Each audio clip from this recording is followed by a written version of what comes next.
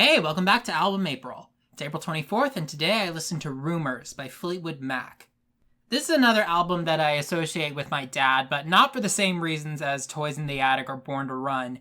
My dad remembers that this album completely took over his senior year of high school. It was constantly talked about, and he just got sick of it.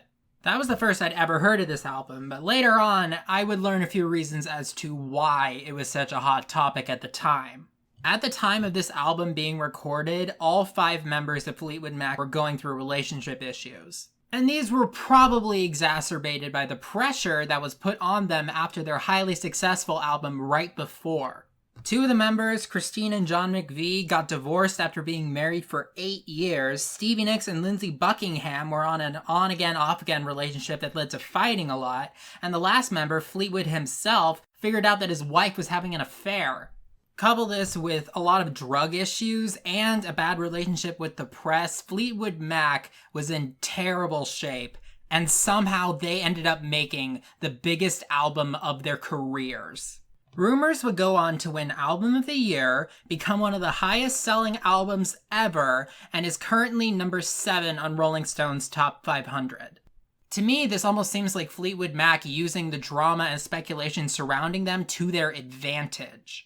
And yes, that was an unbelievably long intro, but there's a lot of context to this album before we get started. Rumours is clearly a breakup album, but my first impression upon listening to it was that it's really about like 2 or 3 different breakups happening at the same time, which it kind of was. Fleetwood Mac had 3 singers, Lindsey Buckingham, Stevie Nicks, and Christine McVie, all 3 of which were also the songwriters of the group. And all 3 of the different songwriters have different styles that show up in different songs on Rumours. McVie's songs are a lot more optimistic and hopeful, Nicks's are more whimsical and cryptic, and some of Lindsey Buckingham's songs are straight up cynical and sarcastic. Even without all the context I gave you, it's pretty clear listening to this record that the band was going through something at the time. My favorite song from Rumours was The Chain, which definitely felt like the most collaborative song on the record. It has all 5 members as credited songwriters and all 3 vocalists sing on it. It sounds great. I love the composition on The Chain, and the lyrics are about sticking with each other even when times are tough. There's a chain keeping a relationship together, and the song doesn't really frame that as a good or bad thing, it's just how it is. And I think it's emblematic that even though there was so much inner turmoil, Fleetwood Mac stayed together as they were, even through this album. Other good songs from Rumours include Go Your Own Way, Gold Dust Woman, and Songbird. Each one of these was written by a different member of Fleetwood Mac, and they all sort of provide different perspectives.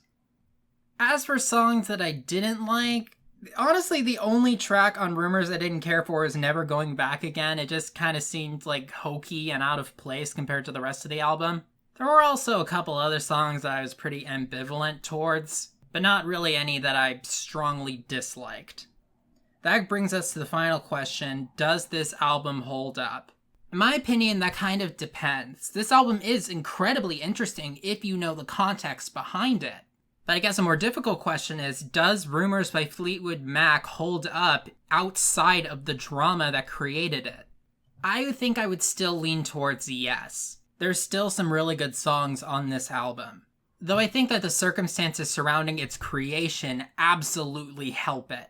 And considering how much lore and backstory there was to Rumours by Fleetwood Mac, I could understand why it was talked about so much upon its release. But even outside of all of that, in a vacuum, I still think that Rumours is a decent album. Thank you guys for listening. I'll see you tomorrow.